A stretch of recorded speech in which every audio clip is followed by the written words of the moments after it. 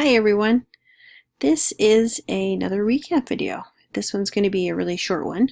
Um, Last week you've been asked to post about an app that you have either used with a student or you yourself find really accessible, or that you've researched and think that would be really great to use with students. All of the apps that were posted, everyone thought were useful, and they had all great reviews. And so I went ahead and put everyone's app and its information, including cost and information on the website, whether it's Android or iPhone, in a Word document, and I've included it within the module.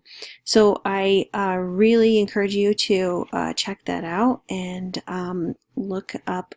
Most of the apps that were posted were free, so really you really owe it to yourself to check them out and see if it's something your students would be needing.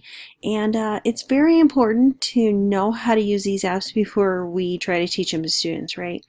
It's not okay to just on the fly, hey, let's look for a color app so that you can dress yourself.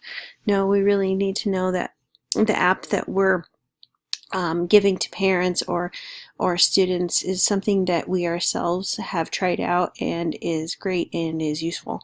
So again, I encourage you to check out the Word document I posted and see, keep it with you, and so that you have more tools in your toolbox as you move forward through your career.